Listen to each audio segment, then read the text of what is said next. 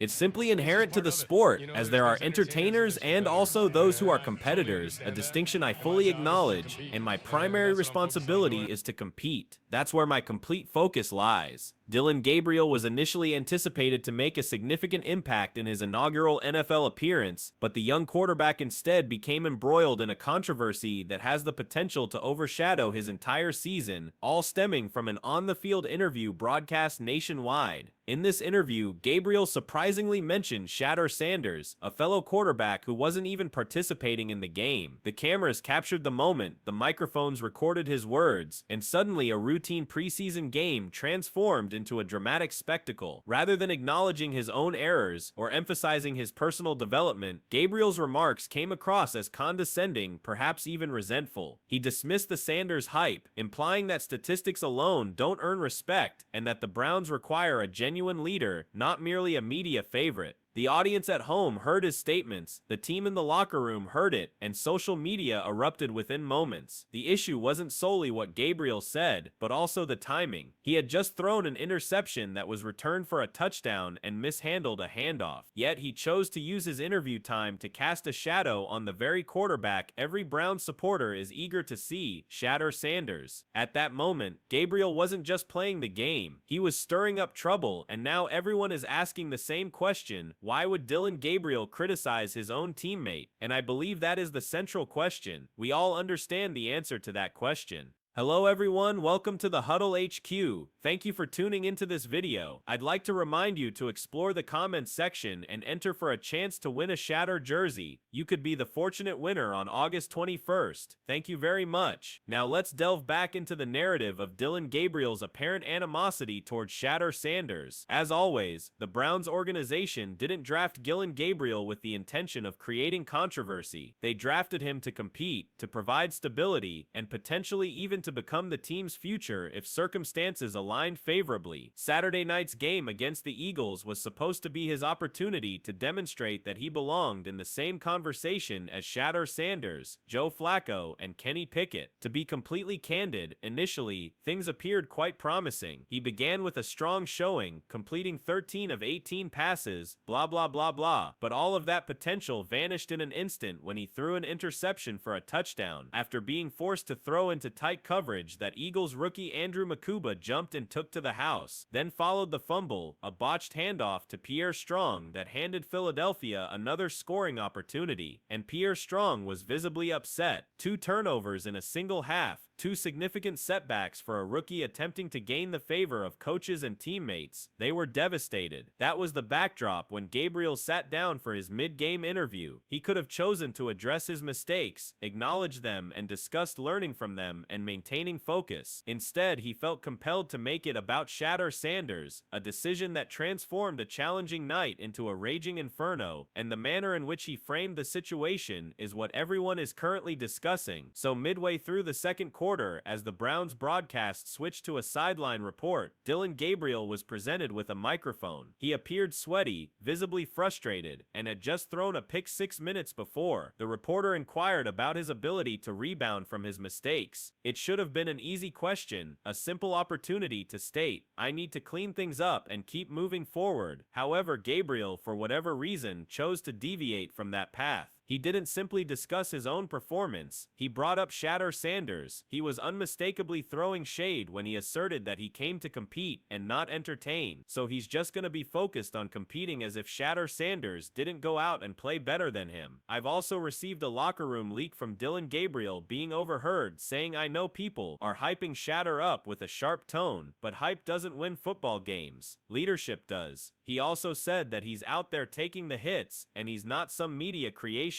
The interview clip rapidly spread across social media even before the game concluded, and fans immediately recognized the underlying message. Gabriel wasn't merely frustrated with his own performance, he was also frustrated that Shedeur Sanders was dominating the preseason narrative. His words sounded like a challenge directed at the locker room. Sanders wasn't even suited up sidelined with an oblique injury yet. Somehow he was still dominating the conversation conversation, and Gabriel in that moment made it clear he wasn't happy about it. The underlying issue was that Gabriel lacked any real standing to make such statements. He was discussing leadership while his team was trailing the Eagles, and he had just committed 2 costly turnovers that left his teammates visibly disappointed. Fans quickly took to platforms like X and Instagram, expressing a similar sentiment. If Gabriel intends to criticize Shedeur, perhaps he should avoid throwing the ball to the opposing team first. What should have been a valuable learning experience for a rookie instead transformed into a major headline. Instead of focusing on Gabriel's accuracy or his glimpses of potential, the post-game discussion centered on a single point: the rookie quarterback who made the questionable decision to take shots at the most popular player on the roster, and Shedeur Sanders didn't even need to respond, at least not directly. The moment Dillon Gabriel's interview was broadcast, social media became a battleground. Clips of his comments flooded timelines within minutes, accompanied by captions such as "Gabriel salty about Shedeur" and "This ain't it, Chief," which we all know is not. Fans weren't just reacting to the words themselves, they were also dissecting the tone. To many, it sounded less like confidence and more like bitterness. Browns fans, already divided on the quarterback competition, quickly took sides. One group argued that Gabriel was simply defending himself, attempting to establish that he's more than just a temporary placeholder in Shedeur Sanders' Shedeur. However, the other side perceived it differently, viewing it as a desperate quarterback taking a shot at a teammate who hasn't even had the opportunity to defend himself. "Bro just threw a pick 6 and he's worried about Shedeur," one viral comment read, racking up thousands of likes. The media didn't let it slide. Cleveland talk radio stations dedicated segments the following morning to discussing the rookie's immaturity and potential locker room divisions. National news outlets also picked up the story, framing it as yet another chapter in the Browns' endless quarterback saga. Instead of praising Gabriel for his solid completion rate or early signs of composure, every headline distilled the situation down to the same conclusion: he spoke about the wrong thing at the wrong time. And through it all, Shedeur Sanders' name kept trending. He wasn't on the field, he wasn't even interviewed, but somehow he was at the center of the biggest Browns story of the weekend. Gabriel's words gave him even more oxygen, and fans couldn't help but notice the irony, because while Gabriel was trying to downplay Sanders, every jab he threw only made Shedeur look bigger, stronger, and more untouchable in the eyes of the public. And that's when Shedeur Sanders, in typical fashion, found a way to clap back without ever saying his opponent's name. Shedeur Sanders didn't need a microphone to answer Dillon Gabriel. He didn't even need to be in uniform. His response was already written in the numbers and tape, and in the way the city of Cleveland was buzzing about him before Gabriel ever took a snap. Sanders' debut against the Carolina Panthers is still the talk of the preseason, so when Gabriel went on TV and downplayed the hype, he accidentally reminded everyone of why the hype existed in the first place. Sanders didn't build it with words, he built it with execution. He lets his play do the talking, and his play scream louder than anything Gabriel said on the sideline. And then came the subtle fire. Sanders posted a single line of social media after Gabriel's game energy speaks for itself. He didn't tag Gabriel, he didn't need to. Everyone knew who it was aimed at. It was a master class in control. Sanders refusing to get into a shouting match, instead letting his reputation in a stat line speak for him. That contrast: one rookie fumbling on the field and fumbling with his words, the other shining on the field and responding with silence, only deepen the divide. Fans saw maturity versus immaturity, leadership versus desperation, and in a quarterback competition already stacked with politics, the narrative was suddenly clear. Sanders didn't just have the hype, he had the composure. But this clash wasn't just about personality, it was about a depth chart that was starting to look like a ticking time bomb. The Browns came into camp preaching patience. Head coach Kevin Stefanski insisted the quarterback competition would play itself out, pointing to veterans Joe Flacco and Kenny Pickett as stabilizers. While rookie Shedeur Sanders and Dillon Gabriel learned the ropes on paper, it was supposed to be orderly, a four-man room with time to sort things out. But order doesn't sell in Cleveland, drama does. And the second Gabriel opened his mouth about Sanders, he turned a controlled quarterback battle into a national storyline. Depth chart was already fragile. Sanders, despite his near-flawless debut, was still listed below Gabriel and the veterans. The front office had invested a third round picking Gabriel, and they weren't about to throw that away after one preseason game. At the same time, Sanders' debut drew 2.2 million viewers, making it one of the most watched preseason games of the decade. The city had already picked his guy. Every decision the Browns make now feels like they're either embracing Sanders' momentum or fighting against it. That's why Gabriel's comments hit so hard. He wasn't just defending himself,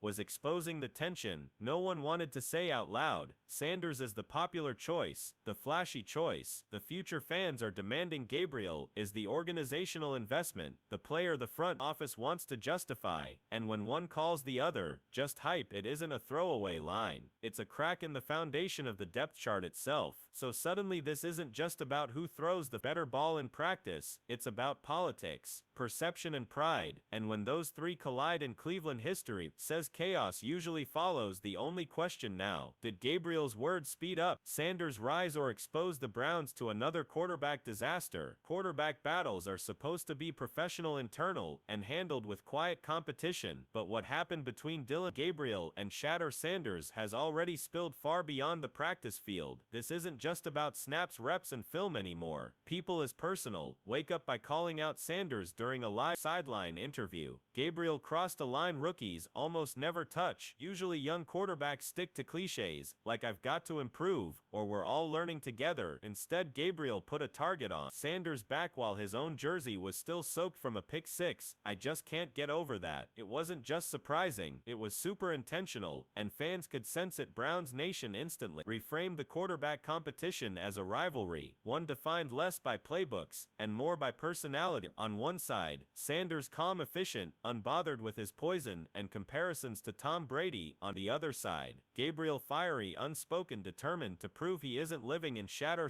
The danger for Gabriel is that perception sticks every time he speaks now. It'll be measured against his turnovers. Every time Sanders posts a calm message or drops a crisp throw, it'll look like he's winning the character battle. To what should have been a clean race for QB reps is now a narrative storm, where every action feels magnified, and this is exactly how NFL rivalries are born. Sanders didn't start it, Gabriel did, but once you open that door, you can't close it. Whether Gabriel meant it as a dig or just frustration spilling out, he's created a storyline that the media and fans won't let die. This isn't just two rookies learning the ropes anymore. It's a rookie rivalry that's beginning to define the Browns' preseason, and the fallout could have long-term consequences for both quarterbacks in the NFL. Reputations are built fast, and they're even faster to break for Dillon Gabriel. The sideline interview was supposed to be a chance to humanize himself, show accountability, and prove he had the mental toughness to bounce back from mistakes. Instead, he left the impression of a rookie rattled by pressure and jealous of his competition. That kind of perception is dangerous. Coaches may not say it out loud, but they watch how players carry themselves as closely as how they throw a football. And I'm not sure if you noticed when Dillon Gabriel threw that pick six, he attempted to make a tackle, but I'm not sure if the word attempted could even be used. He gave about 0.001 effort and just walked right off the sideline while his interception was getting ran in for 6. The contrast between Dillon Gabriel and Shedeur Sanders can't be sharper. One rookie digging himself deeper with words, the other elevating with silence. In the long run, that kind of public perception can really decide careers. Sanders is being framed as the Browns' future face. The quarterback fans want to see Gabriel risk being remembered as the rookie who blinked when the pressure hit. And in Cleveland, a city with a long history of quarterback chaos, that kind of fallout doesn't just decide preseason storylines, it really can decide legacies. The Browns thought they had a quarterback competition. What they really have is a reality show. Every snap, every interview, every sideline glance between Shedeur Sanders and Dillon Gabriel is now being magnified under the brightest lights Cleveland has seen in years. The truth is, this rivalry isn't ending with the depth chart update. Gabriel has already shown he's willing to speak his mind, even if it comes at the cost of his image. That means the cameras will keep following him, waiting for the next slip, the next soundbite, the next jab that can be spliced into a headline. In today's NFL, one viral clip can define a player more than a stat line. Sanders, on the other hand, has momentum on his side. His brand is growing, his performance was crisp, and his ability to stay composed, while Gabriel unraveled only as to his mystique. He doesn't need to clap back directly. His aura, his fan support, and his clean play are already doing the work for him. him. And this is where things get dangerous for the Browns. Rivalries can push players to greatness, but they also can divide locker rooms. Veterans don't want to answer questions about rookie drama. Coaches don't want the depth chart to become a media circus yet. Here they are with two rookies creating the kind of storyline that could overshadow the entire preseason. The Browns have to decide, do they let this play out organically, risking Gabriel imploding under the weight of his own words, or did they lean into the momentum and give Sanders the chance? Fans are begging for either way. The drama isn't slowing down, it's only building. So here's the brutal truth. Dillon Gabriel's sideline interview didn't just make news, it reshaped the entire quarterback conversation in Cleveland. He had the chance to steady himself after mistakes, to show humility and leadership. Instead, he took shots at Shedeur Sanders, a rookie who wasn't even on the field, and turned the spotlight into a magnifying glass. The fallout was instant. Gabriel looked insecure, Sanders looked untouchable, and fans wasted no time declaring which side of the rivalry they were on. In a city star for stability at quarterback,